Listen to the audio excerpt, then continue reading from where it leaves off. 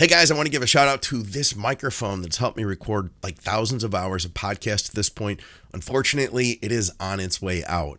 It has some internal issues and it's got to be replaced. So I'm holding it together with like duct tape and safety pins right now, and it should last me a little while longer as I find a new microphone. But thank you to everybody from Patreon because you guys are literally helping to buy stuff just like this. So I hope you guys enjoy the show, and I'm sorry that the sound on my end isn't the greatest today. What's up, guys? Welcome back to the podcast with Dave Crossland. I'm Scott McNally, and all of our programming is brought to you by you, the people of Patreon. Guys, we have some Patreon questions today. Of course, we're brought to you by evalbloodanalysis.com. You can get your lab work done by Dave if you're in the UK. We're brought to you by STROM Sports Nutrition. For those of you in the UK, they've got great health and performance supplements, including some good stacks for you guys that are on cycle. Check them out. And we're brought to you by TrueNutrition.com. Use our code THINK for high-quality third-party tested supplements, especially here in the States. All sorts of blends, wholesale prices. Check them out. And supplementsource.ca for Canadians. Great deals that change week to week. Check them out if you're in Canada.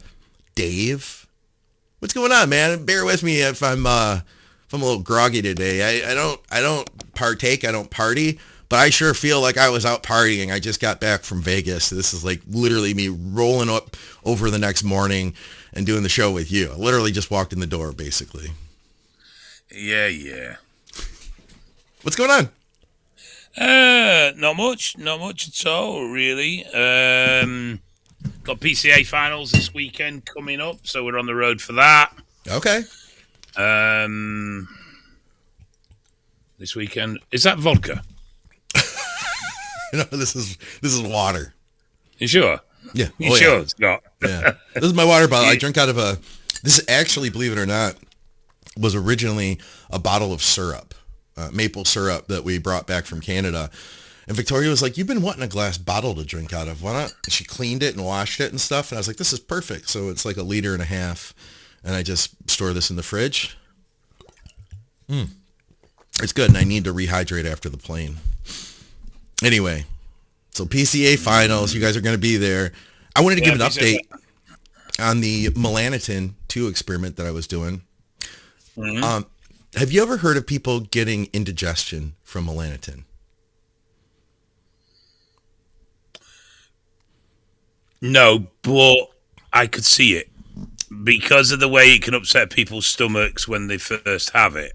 Yeah, I could see there being a potential for something there. Yes. So this is interesting because I didn't put it together until I was talking to my barber, and it's funny because she started following me on Instagram. So you get drug advice from your barber. Pretty much. No, she started following me on Instagram first of all, and then and I'm kind of weird when people in real life follow me because then they're like, oh, you post a lot of stuff about steroids. Like my neighbor has these 2 kids that are like 12 and they're in sports, and they're like, did I see you somewhere when we're walking down the street? He's like, do you do speaking or something? I was like, yeah, I'm a coach. And he was like, oh, so I know he looked me up and now he doesn't want to, like, he's afraid I'm going to tell his kids to take gear or something. I know it. But anyway, so she says, do you know anything about a shot you take that makes your skin tan? And I said, yeah, I know all about that. It's called Melanotan. She said, I have another customer that comes in and he started taking these shots, a redhead. And now his hair is literally on the sides growing in brown instead of red. That's interesting, first of all. But second of all, he said, every time I take it, I get a big burp after. All of a sudden, that tied together a bunch of stuff that had been going on with me. I have really good digestion. And while I've been on the Melanotan, I was taking 100 micrograms nasal spray from the Amino site. And just taking it once a day. And then sometimes I'd do it twice a day. I started noticing I was getting more indigestion. I had a bottle of Tums that I started taking. Years ago, I probably didn't notice it because I was shoveling in so much food. I just expected to have indigestion. But I could tell the difference now, man. And I think I started getting a little bit of stomach acid from Melanotan too. Yeah, I could see there being a mechanism.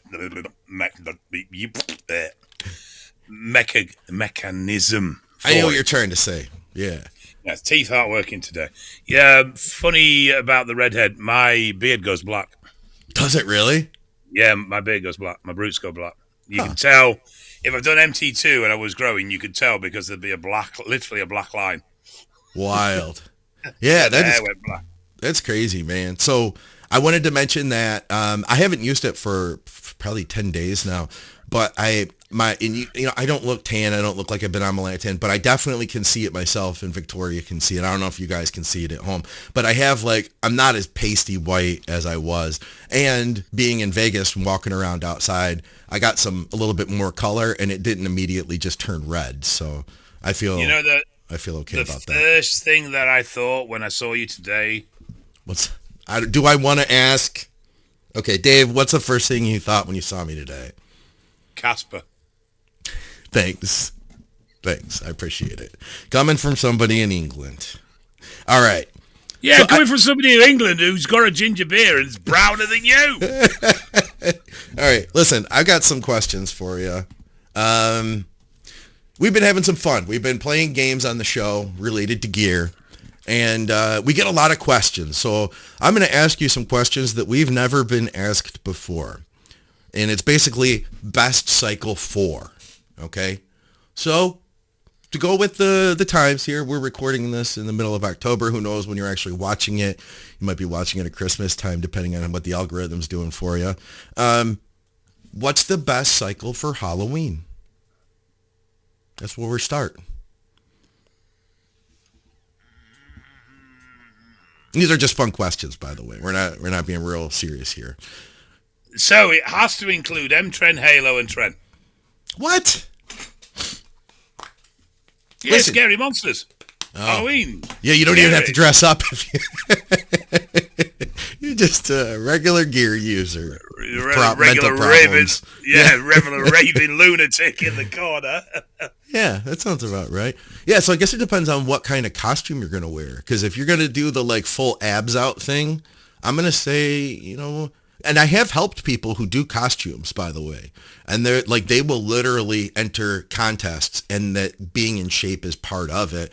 In fact, I know a guy who does this, and he's going to kill me. I can't remember the name of it. Down in Georgia, they have Comic-Con, and he does a fit thing related to it, where everybody basically gets on stage and poses and stuff, and it's a contest. So, well, James Hollingshead did it, didn't he? He did the was it the guy out of Gears of War? That exactly. Yeah, with the red thing down his face. Yeah, so if you're going to have an outfit where your shirt's off, you're going to need to be in shape. So any type of, I'd say mild contest cycle would be great for that, right? I don't know. It depends what you're going as. I mean, if it was me, I'd go as Slimer out of Ghostbusters, so I'd be perfect. You don't need to do anything, huh? Just get a green spray tan.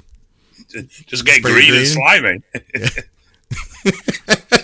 That would be a funny costume, actually. All right. Or you could paint me white and put elastic bands on me, and I could be the Michelin Man. Maybe, okay, there's an example. If you're going to do something where you don't have to be all cut, then maybe a little Anadrol would go with that, Big filled out muscle, and maybe not that look, but, something where you're not completely, maybe it's just a costume where your arms are showing and you want to look as gassed up as possible, so maybe you run an Anadrol the last couple of weeks in with a test cycle. Of course, diet is imperative to all this, right? Mm-hmm. But I'd say something along those lines. Let me just jump to the next one, see if you maybe connect to this one a little bit better. How about, going on vacation? If it's a summer vacation, then obviously we are going to be looking at dieting. So we're going to be looking at Mast, Primo, that sort of thing. Probably a healthy helping of Clen and T3. But if it's a winter vacation, then you want your insulation, don't you? You want to be chubby. So then it's a test and Deca all day long because you want to be nice and insulated. Yeah. Yeah. I remember somebody telling me one time, a friend of mine, he was no longer competing, and he literally wanted to get in shape for this, I'll call it an expo, for a bodybuilding expo. And I remember another guy, it was my friend VJ doing this, and I remember Adam McVeigh, a podcast host, telling him. I remember Adam. Yeah, Adam said, dude, why would you want to get cut for a an expo? You're just gonna look smaller in clothes. I would rather try to fill out as much as possible to look as big as you can in a t-shirt if you're going to try to do anything going into an expo, you know? It surprises me, actually, how many people genuinely prep for expos. Yeah. I can understand someone who earns their living in the way they look. You know, if you're on a stand or you're representing a brand, I understand that because it's effectively your job. You need to represent the brand the best you can. Yeah. But yeah, it shocks me the amount of people that go out of their way and will actually target and do full cycles, either be the cuts or bulks, to go to an expo because they want to look a certain way. I mean, I'm not knocking it. I'm not taking the piss out of it here. It just surprises me how many people regard that as a really big social event for the sport and they want to look the best for it. Yeah. Well, figure, man. I mean, if you work at it, if you're setting up Eval's booth or something like that, or I'm there with Mutant, it's one thing, but this is like part of your business, like you said. But if you're attending it, you may be taking time off work. This may be a legit vacation, and maybe you're not a competitor. Maybe it's just nice to set goals. You know what I mean? And there's nothing wrong with saying like, hey, Arnold Classic, I have this in mind. I want to achieve these goals. I'm going to look like this by the Arnold. You know, I don't see anything wrong with that, especially if you're a non-competitor, you know? No, it surprises me how many people do. I mean, I'm not saying I'm not criticizing it. Whatever motivates you and floats your boat, crack on. Yeah. But it does surprise me how many people do very much prep for those events, you know, right down to, dare I say it, they get a tan. Oh, yeah. Yeah. But, you know, shaving and everything else. I know a guy who even used Melanotan going into an expo once. Yeah, I heard about that guy as well. He used to go quite red a lot as well. I don't know. I think there was something wrong with him myself. It was probably blood pressure or hematocrit or something. Yeah, he's a bit weird. He'll be gone in a couple of years. You know, I didn't want to say the D word. Unalived. Yes. Yeah. Here's my thought, man, is how are you going to stand out at an expo? There are going to be a lot of really big people at an expo. The chances of you outsizing Justin Shire are pretty slim. You know what I'm saying? Like, he's a big dude. Kuba is looking massive, man. Dude, when Kuba left the booth, he walked off, him and Meg were there. When they walked off, Ron turned to me and he said, you know, people don't really realize how big Kuba is. He's like, and then Dusty said the same thing the next day. So he's so consistent. He's so, and with that consistency comes consistent progress. He's not a blow up and you'll see him massive at one show and small the next. What you see is his consistent progress. Yeah. And it's just building slowly and slowly and slowly, but steadily at the same time. And he seems incredibly patient. I don't talk to him a huge amount. You probably talk to him more about comp stuff than I do. We generally talk more just general conversation, you know what I mean? But he just seems to make steady progress, but he makes progress all the time. And if you haven't seen him for a while, you notice the change. Yeah. But yeah, I can see Koba improving year on year and getting to a point where he's quite competitive, but he'll be consistently there as well. And I think that's going to be the difference, is he's going to be one of those guys that consistently places well once he gets there, you know, and he's not going to be one that's like, unfortunately for Vesser, you know, he won the Arnolds and then he places, because everyone was expecting him to be cracking the top 5 or top 3 at the Olympia. Yeah. Based off the back of the Arnold win. And unfortunately, he's not pulled it off. You know, he's dropped down. I don't think you'll see that with Cuba. I think you'll just see him consistently improving his placings, but staying there as well. It will be ultra consistent with it. And I think that's what's going to make his career. I could see that. So we didn't nail it down, though. Best cycle for an expo.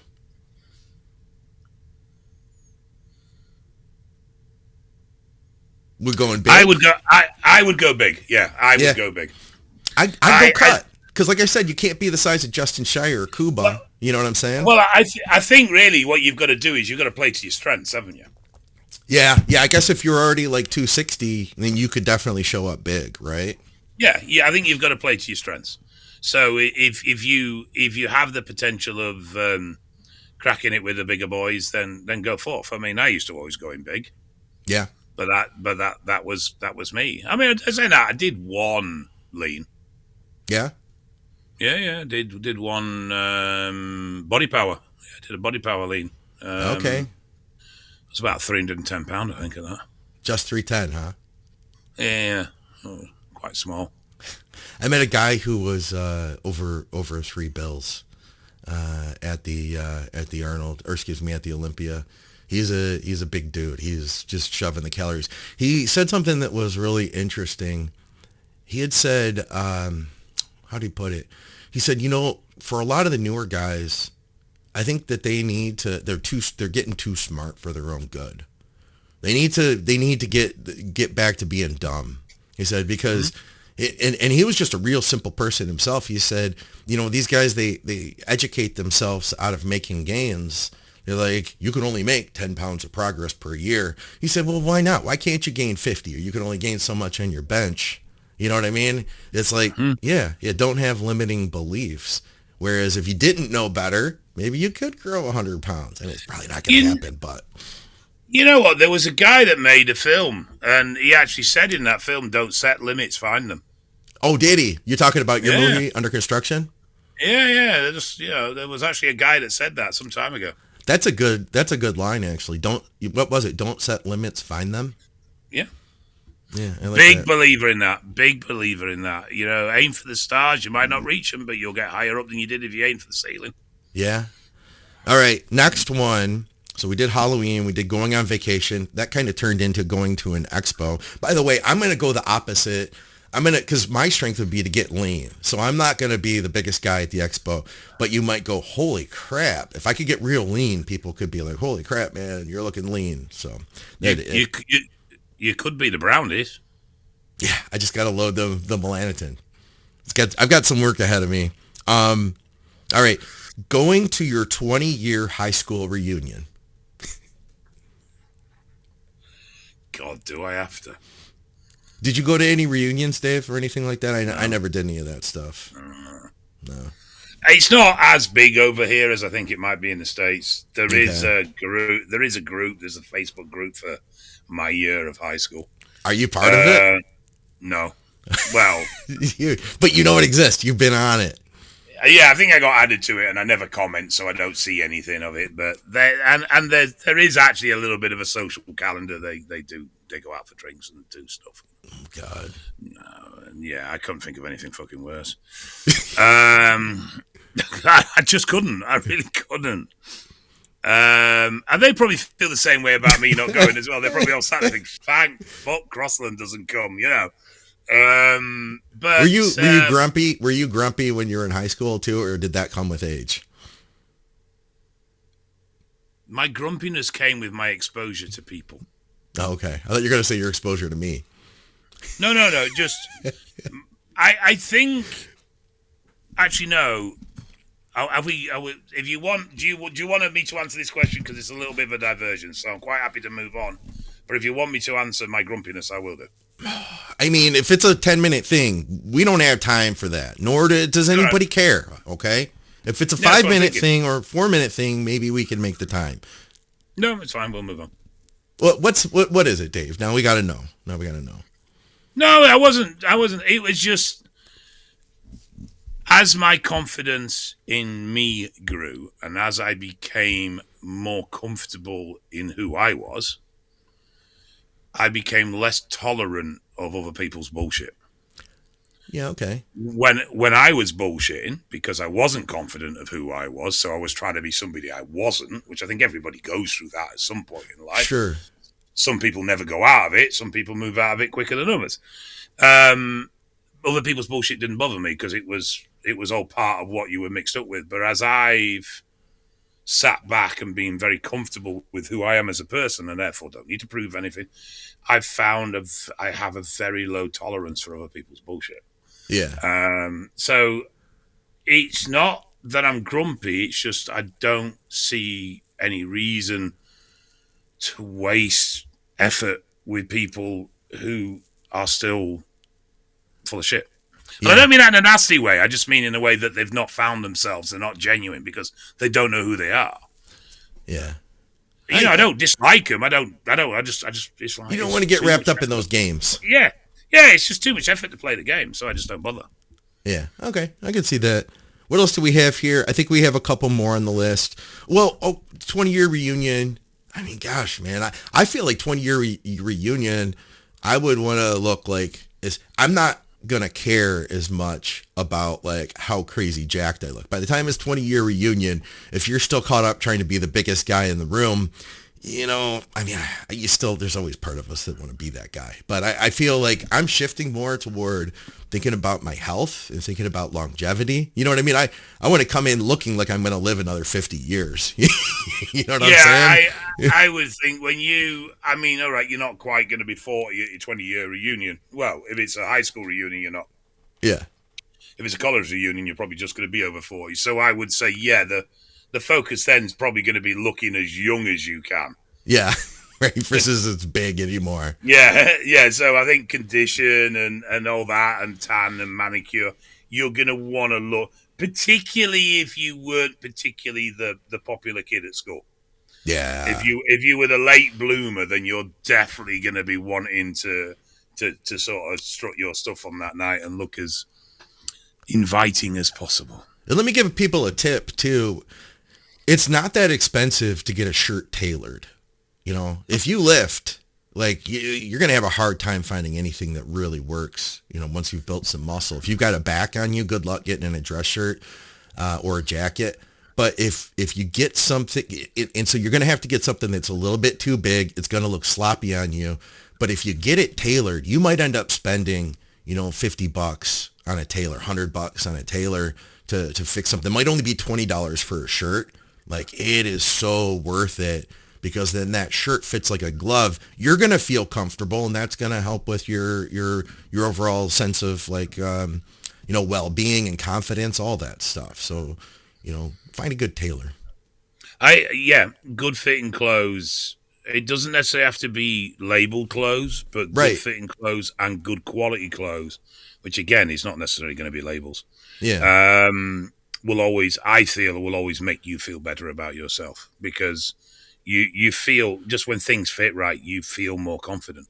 Yeah. And even if you're not carrying the best shape in the world, if your clothes make you look okay, you feel better about yourself. You do have more confidence. So yeah, I would definitely swing for that one. So we have a gear podcast, and I feel like so far that's the main piece of advice we've given. Tailor your clothes, which is a good one. If you're on gear, you should probably be tailoring your clothes. Thank you for tuning in, and if we are providing value to you today, let me encourage you to subscribe and hit the bell. We have several bodybuilding podcasts that come out each week. All right, two more. One is meeting your girlfriend's parents. What's the best cycle for that? Now, you see, for that, I think you need to be very understated. So I would say no cycle. No cycle at all, huh? Yeah, you don't want to be massive. Yeah, no. Because they ain't going to be comfortable with you dating their little girl. And you don't want to be jacked, like shredded lean, because everyone actually associates drug use more with condition than they do with size, which is why the powerlifters and strongman get away with it so easily publicly. Yeah. Whereas bodybuilders get hammered for it because they look like they use drugs because they're lean and they're all veiny. Yeah. So you don't want that one either. So I would actually say no cycle and just try and look as normal as possible. I think that sounds like a pretty good idea. Also, tailored clothes for that. You know what I'm saying? If you have a nice shirt, it goes a long way. I guess that's my answer for everything. And my last one is for what's the best cycle for a job interview? Again, I think it's you don't want to be. It depends on the job. Yeah, it does. I mean, if you're going for security, then you want to. If you're doorman. Yeah. Yeah. But I think that again with that you want to be careful that you're not too physically stand out or imposing. But that it's more your abilities, you as a person that stands out. Because the thing is, when you go outside of this little community, which is actually quite a big community now. But Yeah. when you go outside of that, you know, we take the understanding of just using tests for TRT as quite normal and quite standard. But outside of this world, everyday people will generally, what, you're on testosterone, you're on steroids, so you're going to attack me and rape me and do all sorts of weird and crazy shit. Hey, Reeve, just keep in mind, we can't say that R word ever. That's a bad word here. Make a note. Dave, think about it, man. So, I mean, it's a word. I know, and it's only a word. But nowadays, you can't say certain words. I mean, technically you can, but... People are going to be fearsome that you may be a negative individual if they think you use certain compounds. Yeah. Now, let me ask you on this, the door work, bouncing and stuff. You ran a security company for a long time. What percentage of those guys were geared up? Back then? Oh, God, 90? Easy. Yeah. Yeah, back then it was more a case of door work was the job that powerlifters, bodybuilders, and strongmen got into, rather than that the job was looking for those types of people.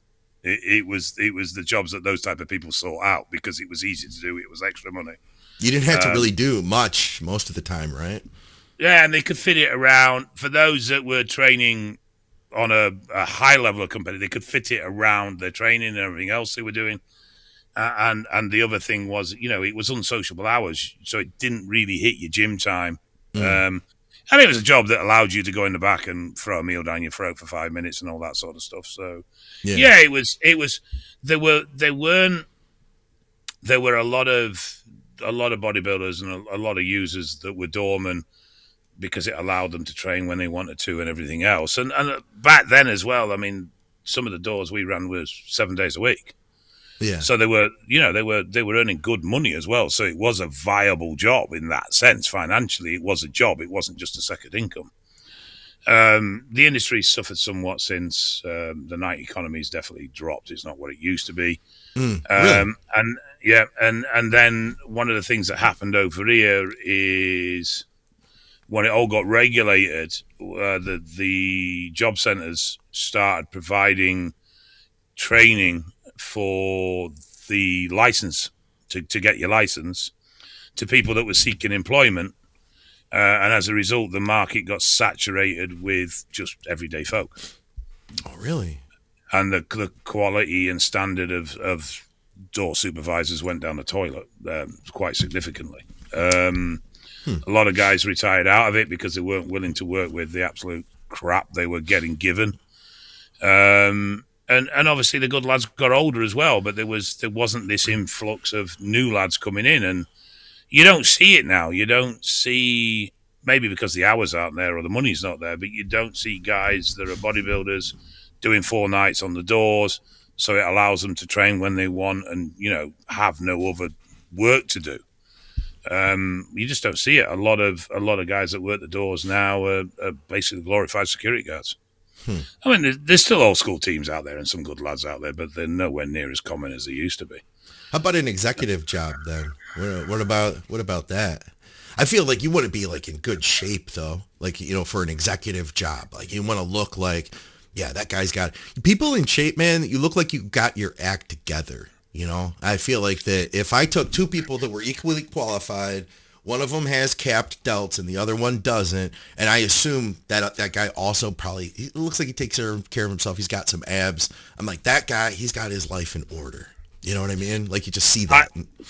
I think there is a problem though with people's perceptions. I don't think it's as bad as it used to be, but there's a point when you look fit and healthy and attainable to the people around you, and people like that because they think that they can achieve that. You look smart, you look nice, you're attractive to the eye, and even men that are physically attractive, other men appreciate that, even though they might not vocalize it. They still look at that and go, I'd like to look like that guy. Yeah. The problem is, though, is you get to a point where you look like there's drugs involved. Yeah. And then all the prejudice come in from people who just don't understand. And so it's a double-edged sword. Up to a point, I think it can be very positive and very beneficial. It's definitely beneficial for you. You find most people that look after themselves are quite structured, quite organized, and have a good routine. So that's useful as an employee. But I think you get to a point where the drug thing starts to come in, and then you start getting, but he's a roidhead, and he's this, and he's that, and all the negative stuff comes because people just aren't educated on it. So you got to keep it kind of toned down. You got to keep it. Yeah, there's a level where I think if you go too far, it can become negative. There were rumors about me when I worked for the soda company.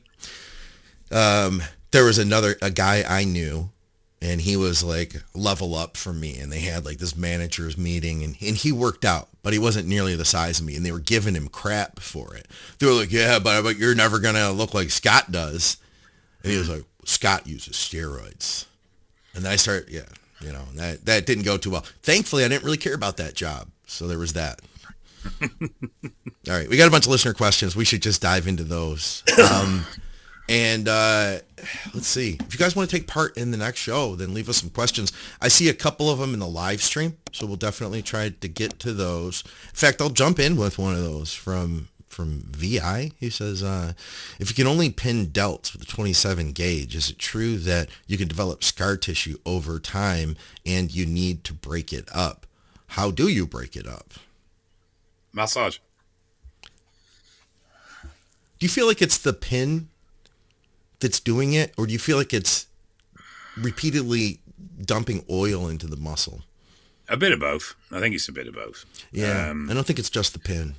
No, I think it's the whole process. But yeah, repeated, you will build scar tissue. It's not difficult. You can get calcification as well. Yeah. You can get mild calcification of the muscle, which again will just break down with deep tissue work. So both can be solved with just, and the calcification is a direct result of the needle. Yeah. How about this one? I heard that Masteron can help with your central nervous system. Any truth to this? Also, does Masteron work at increasing strength? I don't know what he means by central nervous system. I think because THT as a compound is quite pivotal in brain function, so it's one of the low DHT is really going to affect your cognitive ability and stuff like that. So I think it's probably that's the base root of where this Mast can help with. Yeah. Okay. There is Mast is supposed to improve hand-eye coordination. Really? And technical ability, yeah. So if you're doing something that's quite skilled, Mast is supposed to aid in that. I don't know how solid that is. But sorry, I forgot what was the second part of the question. Oh, is Masteron good for increasing strength? I think it's okay. It's definitely a step up from Primo. Is it as good as stuff like Ment and Tren? No. It's not going to hold a light to that. But it's. I feel I like Mast. Broderick loves Mast for strength. He thinks it's absolutely amazing for strength. Yeah. I'm less of a, but I think it's definitely not a drug that needs to be excluded. Yeah. I don't think if somebody said, hey, what are the best strength compounds, Mast wouldn't be the first thing I would think of, you know? No, not at all. Not at all. But I wouldn't have an issue with bringing it in so I get that double edge of a little bit of estrogen management as well. Yeah. And it can help a little bit with some of the brain fog that people can get off Deca as well as a sort of counter to that. But it's not something. If someone said list the compounds for strength, I'm going to be Tren, Men, Oxys. I'm going to be over that end. Whereas Mast, I'm going to be more in the middle, and then just muscle preserves if we're going to go like Primo, and then move. So I would say Mast is more middle road to me. Yeah, and at the end of the day, really, any compound is probably going to do something for strength, So I mean, I can't think of anything that wouldn't. I mean, the base action of anabolics is to increase contractile protein, so you increase strength. Yeah. The other base action is to draw glycogen and water into the muscle, so you increase strength. Those two actions alone are going to increase strength. It's part of how anabolics work. Yeah. Hey guys, love the show. Question for the next episode. What are your thoughts on GH15 and his bodybuilding Bible? I know it caused a massive stir back in the day on the boards. Who do you think the author was, and do you agree with his truth cycle? I haven't got a clue. Know nothing about it. I remember who he was. He also adds at the end, cheers, muckas from the UK. Okay. What does that mean? What does that mean, muckas? Mates. Oh, okay. Just wondering. I never heard that one before. I remember the guy. I remember seeing him post on the boards. I never really read much or saw much of it. So I honestly haven't got an opinion because I just don't know. I believe he was rumored to be a pro, but I don't know. Yeah, here's my thought, man, because I hadn't thought about him either in a long time. And I just looked up one of his posts that was shared. And bodybuilding has evolved so much since then. There was so much that the culture was different. Our understanding of compounds was different. I mean, here's an example. He says, where is this? Well, testosterone, because remember he put an A on the end of everything, right? Well, testosterone puff your skin up. Trenbolone Ace thin it down. It eliminate the puffy skin and thus say goodbye to the boofy look. It get the skin a shrink wrap mode at times. It depends, of course, on your beginning body fat level. It will definitely differ from fella. Like, I can't read that. These are not words. But basically, no one, it will take 10 days, LOL, actually from the first time to visibly see it because the body is already in a state of anabolism and low body fat. And no one, I can't even read this, but I guess my point is that it's really just like simplified bro science that was being packaged as the inside secrets. That I don't really think there's honestly a lot to it today. This is what I guess I'm saying. If he were to come out today, people would laugh him off the internet. My head hurts from listening to that. Dude, I couldn't even read it. I mean, I mean, obviously he was supposed to be not necessarily U.S. or English speaking, so it's kind of broken English, and you had to kind of decipher it, which made it even kind of like a step more exotic. Who was he supposed to be? Well, he was supposed to be a pro, wasn't there? There was a lot of people that thought, there were various different people. Nasser was one of the people they suspected. There were a lot of others. I can't remember. I'm sure some of our listeners would have their guesses and they'd know. It would suit Nasser's sense of humor, that was for sure. Yeah. Week 1, you will feel the pumped, but instead of bloofy feel of testosterone pump, you will feeling the pump of the inside of the muscle, and more of the self-knowing individuals will recognize changes fast, will notice their face. Yes, their face taking on a different look. Like, this is the education. He's telling you, like, it's a sales pitch, basically. He's telling you, this is what I suggest to do, and this is what will happen. There's no because. You know what I mean? Yeah, there's no explanation of mechanism or anything of that nature. Yeah. We still see a lot of that now. All right. Jake has a couple for us from Patreon. He says, what are the upsides and downsides to different PCT options? Examples, Novadex, Clomid, and Clomiphene. Also, someone said to me recently, if you care about your hair, then don't do gear at all. Is there any truth to this? An element. We'll start with that one. There's an element, yeah. I mean, increasing DHT levels is going to impact your hair loss. Some people are sensitive to Mast and Primo, others not so much. Mast and Primo are DHT derivatives. So it's not the same DHT that you get from testosterone, but it is based on that, and then it's being tweaked slightly. The whole idea of the tweaking is to remove some of the unwanted effects of DHT. And Primo was the most successful in doing this. So out of all the DHT drugs, if there's one that's not going to make you lose your hair, it would be Primo. but they are still DHT derivatives, and as a result, yes, you can have issues. I've always been a little bit of the attitude that if you're prone to hair loss, I sometimes think the cures are worse than the problem. In long-term use of finasteride and minoxidil and everything else that people get into, it's got a bit better in recent years with some of the topical blockers and some of the peptide blockers that you can use to topically block DHT. I'm not a fan of system-wide DHT blockers like finasteride. And I do think there's an element of, you know what, just accept it. Because if you're prone to male pattern baldness, you're going to have this fight all your life. And if you're going to use gear, that fight's going to be more intense all your life. And I mean, this is me. Obviously, other people are very attached to their hair, and it's quite important to them and their image and their confidence. But for me, it just seems it's not worth the fight.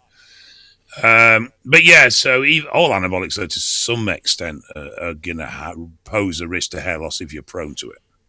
I've had more and more clients getting hair transplants as they age, and I think a big part of that is the availability and the quality of the hair transplants compared to, say, a decade ago.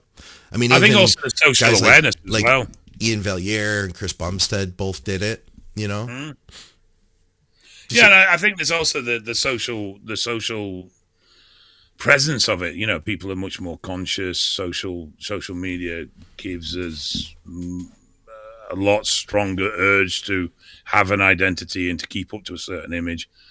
When you were just reflected by your localized peer group, i.e. your friends, it didn't matter that much, did it? Whereas now we've got a much broader audience because we're on social media. So I think all that plays a role into it as well. What was the first part of his question? I'm not doing very well from memory today. I do apologize. That's all right. He said, the first part was like the upsides and downsides of the different PCT options, like Clomid, Novadex, and Clomiphene. Well, I wouldn't say they're options. I would say that Novadex, Clomid, and HCG is a PCT, though you could possibly get away with just Clomid and Novadex. And clomiphene is a perfectly reasonable substitute for Clomid. I wouldn't say there's any particular negativity from using enclomiphene, and there's a lot of positivity. Yeah, I prefer it now. Yeah, it's definitely much milder on the old noggin. Yeah. And emotional stability is enclomiphene as opposed to Clomid, which tended to screw people up quite royally when it came to emotions. But yeah, I mean, to me, a PCT is those three drugs anyway. So you've got Novadex or tamoxifen, same drug, different brands. You've got Clomid or enclomiphene, and then you've got ACG. That's a PCT. You could potentially, with early cycles or just test-only cycles, fairly low, get away with just oral. Yeah. But I don't see a negativity from doing a full-blown PCT. You're not really going to cause any harm, so I would always go the route of caution and do the HCG, Clomid, and Novadex all together. That's what I'd be a fan of that too. I noticed at the Olympia, and I don't want to mention names, but one competitor that had a very young, youthful look when I saw him in person, face to face, up close, talking in 2022. And then I saw him again this year, and I noticed he's much younger than I am, and he struck me as a very young individual, very fresh look. And now 2 years later, I was like, oh wow! And I didn't say anything, but when we just saw him in passing, and Victoria said, wow, he seems like he's aged a lot, and I immediately had thought the same thing. I'm gonna tell you, man. Heavy gear use will age you, not just hair, everything, and we're talking about the external stuff, but I just feel like overall, man, gear, it will age you. So for the young people out there that do poke fun at the older guys, oh, that guy looks like he's been using gear for 20 years. Well, he has. And if you do it, you're going to eventually get that too, if you're pushing the doses, Yeah. Well, I mean, IGF-1 is the holy grail of bodybuilding. For increased IGF-1 makes you bigger. Yeah. Life extension is lower IGF-1 makes you younger and live longer. So, right. there's a very obvious link. But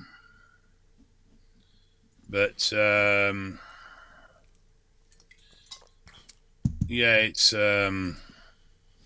I think aging is definitely something that comes with the drug use, without doubt. I mean, I don't suppose the stresses of, if you're competitive, the stresses of competing help either. Yeah, I would agree with that. And all of it. T3, dieting hard, Everything.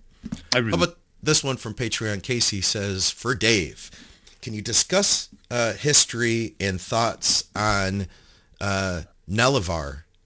I read a report that Bill Pearl was using it back in 1958. I pulled up a little info on it, but you knew a little bit, right? It's not a popular compound. I don't know a lot. From what I know, it's easily described as oral Deca. It's part of the nandrolone family. It came in 5 milligrams. I thought it came out in the 60s, but if this is 58, that would certainly make sense. It was around that time period. Veterinary drug. Never known anyone use it. Don't even think it's available commercially anymore. Yeah. I don't really know much more about it. I mean, it was definitely a drug of its era and didn't stay around very long. Yeah, 53. It was originally synthesized. How would you say this? Norethindrolone. Yeah. Norethindrolone. It was studied as a progestin, along with a couple other compounds. Ultimately, it was not marketed as a progestin. In 55, it was re-examined for testosterone-like activity and was found to have similar anabolic activity to testosterone, but only 1/16 the androgenic potency.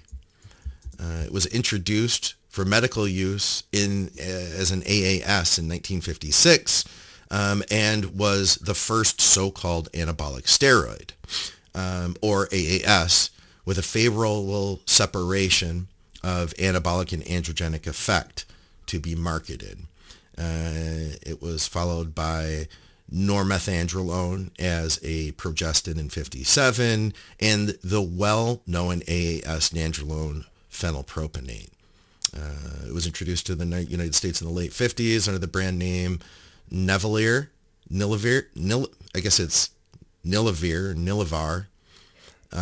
but was discontinued in the early 60s due to limited sales. It was also introduced to Europe and certain other markets. It was withdrawn from many countries in the 80s for concerns of jaundice.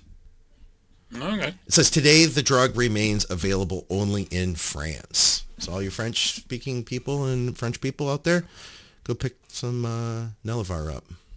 Let us know. All right. David had one for us, and he says he's 50 years old, and he's planning his second cycle. He says the last one was 12 weeks of Test E, and he titrated up from 175 milligrams TRT dose over a few weeks to 650 and ended in August. Great results, 0 sides. Next plan is for December, trying to figure out what to do from here. Test at a gram per week, or test Deca Mast 1:1:1, or test an EQ. My preference, but the hematocrit issues scare the crap out of me. Are they manageable? All around a gram per week total. Says he's not a competitor, just wants to add as much lean tissue as possible and not nuke himself. I like the test Deca Mast. I think that's a nice 300 of each. I think is a very nice little balance. I like that too. I like that, I like the EQ. I don't like the Gamma test on its own. Yeah, I mean, EQ's going to have a little bit more on the blood thickening, but they're all going to impact that. They're all, you start getting to a gram, you're going to start getting some blood thickening. Yeah. The EQ is going to be a little bit stronger. It will be dose dependent. But, I mean, it's nothing you can't manage with a bloodlet and some testing. call Scott names because his headphones. Oh, yeah, Scott's a lovely bloke, you know. I pulled my headphone cord out. I'm sorry. Just telling the audience how lovely you were. Oh, thank you. That's okay. Yeah, tested a gram. You're going to see a lot more side effects with that versus, because I tried that, man. I did test in Deca, and I was like, geez, this shut me down really hard. I did like close to a gram total. So I was like, why don't I just do tested a gram instead next time? And I got a lot more side effects. You know, that's one of the benefits of being able to stack compounds. You know, each family, you're not hitting that as hard. I didn't know how to manage it at the time either. So being a novice, I think you do a lot better with a little bit less of multiple compounds to create a total. I agree. All right. Let's see what else we have here. And I know you prepared some Dave's advice of the day, so I'm excited for that. It's a very small one. Okay. Do we have anything else here? We got that one. And I think we had one in the stream here from Neo. And by the way, guys, like I said, feel free to comment with questions for the next show. 61225. Been bulking from 206 to 223. And I have a question. All-powerful Scott the producer and Dave the cabbage farmer. I've begun using 1 gram of test sip in EQ this entire time. And I feel like it's homeostasis at this point. Should I go down to a dose and cruise, then blast back up for a cut? I'm just not seeing anything negative on my bloods, guys. Cheers from Canada. That should be affecting his bloods in some way. Yeah. So then the question is yeah, but even if it's just with some blood thickening, there should be something happening. You'd think mild changes at least? Yeah, and he didn't say what. Oh, he didn't say his doses. He said a gram. Oh, thank you. Yeah. Of test. Okay. Of test. Oh, yeah, combined. Yeah, I'm assuming that's combined. Yeah. Yeah. If he's not progressing, then I would argue that. Well, first thing is quality of drugs could be a question here. You do get people, though, that are extremely tolerant to the drugs and don't get a lot of blood adulteration, so he could just be one of those people. Yeah. But if progress is stalled, then my argument would be looking more at diet or looking more at training that probably isn't progressing. Mm. But also, you do get to a point where the stress of the drugs builds up to, and your body starts spending more time dealing with the stress that it doesn't have the energy to decay to grow in. So I'd pull back. If you're not getting progress, I'd pull back, drop down to a legit TRT dose, give yourself a fresh up, spend some time sort of trying to analyze your diet and training, maybe even take some advice on that. And then when you're ready, go for another push. I think that sounds good to me. I mean, I wonder how much body fat he's gained in this process. He went from 206 to 223, and he's 6'1". He's not given us a time scale either. So yeah, you know, how long has he been? Is that 3 months? Is that 2 months? Is that 6 months? I don't know. Yeah, that's a good question.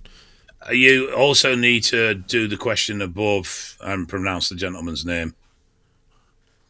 Oh, yeah, I can't pronounce that either. We'll put his name up on the screen. Anybody who can help us with that pronunciation, I appreciate it. If he's still with us, because some people come in, he commented this a while ago. I want to know where he's from. He says, do esters really matter milligram for milligram? So drugs are used in weight. And I think quite often people forget this, that milligram is a measurement of weight. Okay. And drugs are used in weight. And when you have 100 milligram of a drug that's estered, part of that weight is the ester. Yeah. So if you had test propionate, then 18 milligrams of your 100 milligrams is the ester. Okay. If you had a decanoate, then I think it's 38 milligrams of the weight is the ester. So per 100 milligram, you do get less drug. However, and this is where it gets complex and a little bit more difficult to balance, a propionate has a relatively quick half-life. So propionate's going to clear your system quite quickly. So even though you're getting more actual drug per milligram, it is leaving your body faster. If we look at a decanoate, because that was the longest one we were looking at, then that has a very long half-life, so leaves your body slower. If you do equal amounts at equal injection frequency, the slower ester is going to layer on top of itself, building the total level of androgens in the bloodstream. Whereas the fast-acting ester, though it will still layer, it is going to clear out relatively quickly as well. So if let's use test nth and test prop as an example. So test prop, 3 days. We take 100 milligrams of prop. We inject once a week. By day 6, we've got 50 milligrams left. By day 8, which is our next injection, we're going to be somewhere around 30 milligrams of circulating testosterone. We add the next 100 milligrams, and we've then got 130 milligrams total. I'm including the ester weight at this point. If we did test nth, single shot a week, 100 milligrams by the end of day 8 is we're going to have somewhere around 60 milligrams left, and then we do the second shot. Now we've got 160 milligrams. So as you can see, the longer the ester, the easier it is for the drug to layer on top of itself. Yeah. So obviously with a prop, we know to inject more frequently because of the rapid removal. But it's limited because you would end up having to do such high dose so frequently, you would never achieve the total plasma levels that you could achieve using a slower ester like nth, because you can do still the same amount of shots, but get a lot more compound into your system because of the way it will layer. Yeah. So that was a very long way of just saying that I don't think it makes a huge difference in the sense that it's very complex to try and calculate equivalence. Yeah. Because you've got to take the actual ester weight out, you've then got to take the frequency of injection into consideration, you've then got to take the clearance rate into consideration. And so it makes it quite complex, which is why when we measure drugs, we just measure them in their total weight, and that's what we work off. Yeah. Yeah, that makes sense, man. I hope that people understood that. I didn't. It made me think of something, Dave. I just started thinking about before I left for the Olympia. I took my literal TRT shot, pharma grade stuff that I literally picked up from the pharmacy. And now, granted, I have a supply of TRT that I've saved up over a long period of time. So this vial, it's 2 milliliter vial. I may have had it for like a couple years. So it still should be good, right? Like it's just been sitting here. It wasn't crashed or anything. Took a glute shot, just TRT, literally. And I had the worst reaction, man. Like I took the shot and it literally felt, after I took the needle out, done everything, about 30 seconds later, it started hurting. And then the pain grew. And then it went down the whole back of my leg. I felt this like sense of intense pressure, and it just hurt so bad. And I was like, oh, fuck, I put something in my body that I can't, the feeling? I put something in my body that I can't get out, And that sounds more like pressure on a nerve, That's what I think it was, man. Mm-hmm. But then it also gave me the Tren cough-like effect. I started getting like the metallic taste. And you've got it in your bloodstream then. Yeah. I feel like every time I take a shot, it's like a gamble if I'm going to get that quote-unquote Tren cough. But here's the thing, man.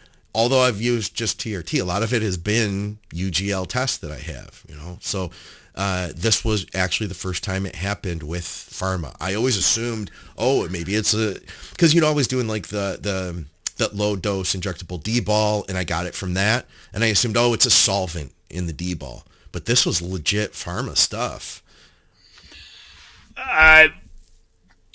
Three potential scenarios that come to mind. One is bloodstream, which is the cough. Yeah. 2 is swelling on a nerve, which is the pressure. Yeah. That swelling could also have come from blood being entered into the muscle through you clipping a vein, which is why the gear got into the bloodstream in the first place. You've got a little bit of a localized bleed that's put some pressure. But the only other thing is potential that there has been some mild breakdown of the compound. Yeah, I wonder. But it was terrible, man. And now I'm pretty much due for another shot here. And I'm thinking to myself, oh, God, I don't want to go through that again. It's mainly only glute shots that I get that from. So I think I'm going to go to like a delt, you know? I could never glute shot throughout all my usage. Every time I shot my ass, oh, fuck me, it swelled up and it hurt like fuck.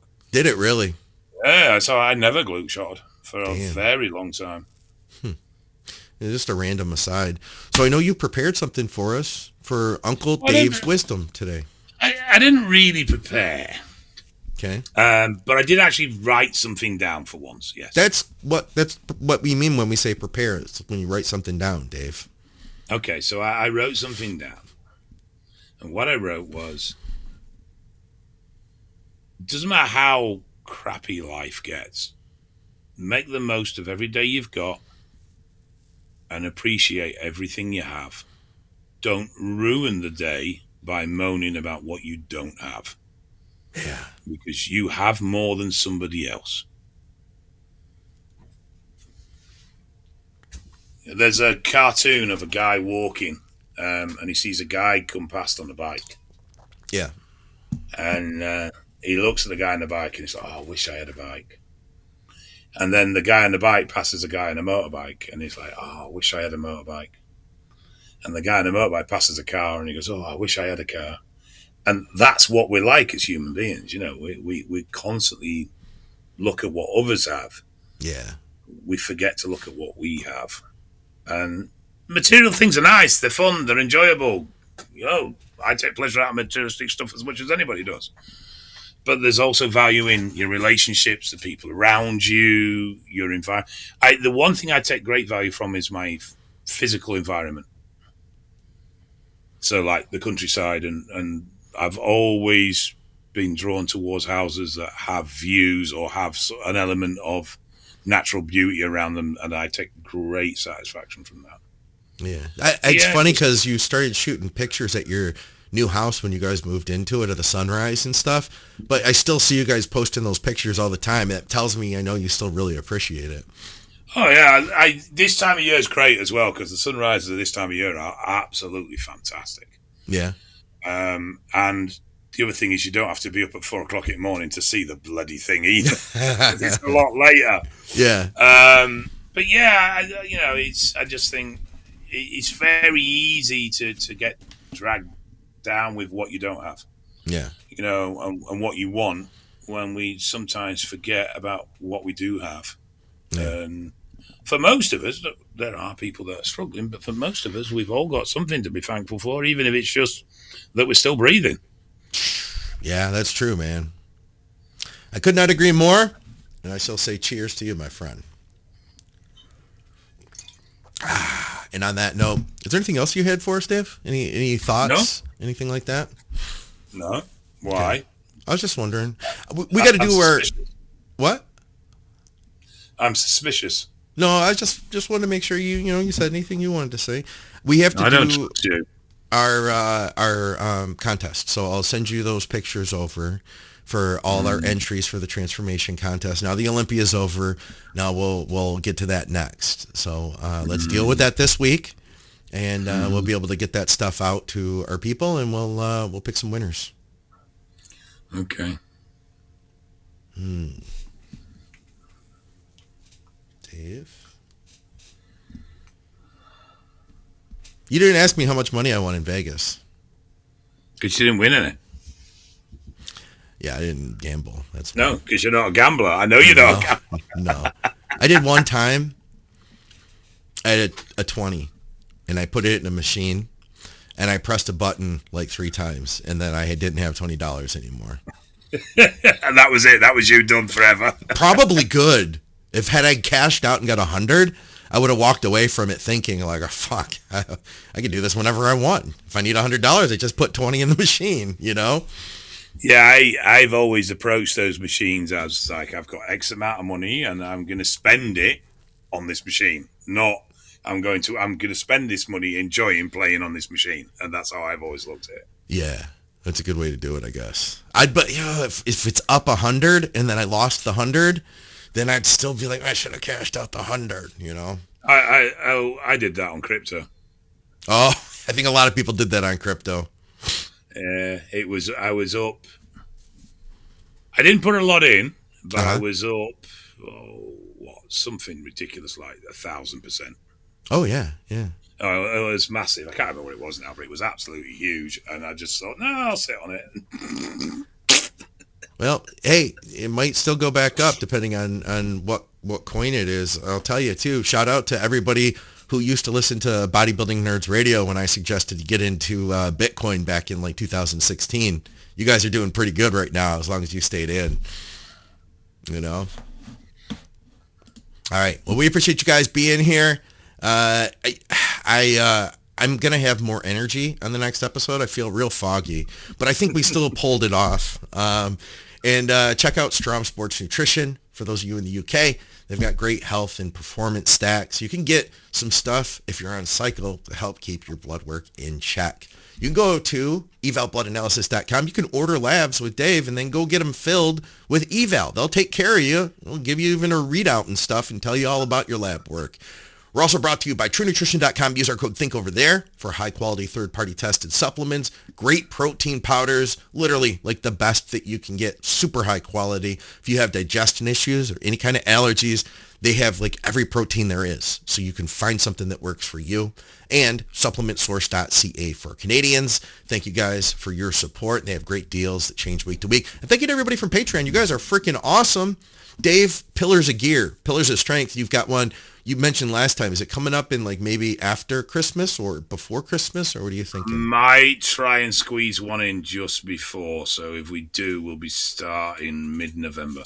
Okay. Get a hold of Dave. Get involved with Pillars of Strength. How many week course is that? 5. 5-week course. All right, guys. For another episode of the podcast, we'll see you soon. Thanks, Dave. Cheers. Bye.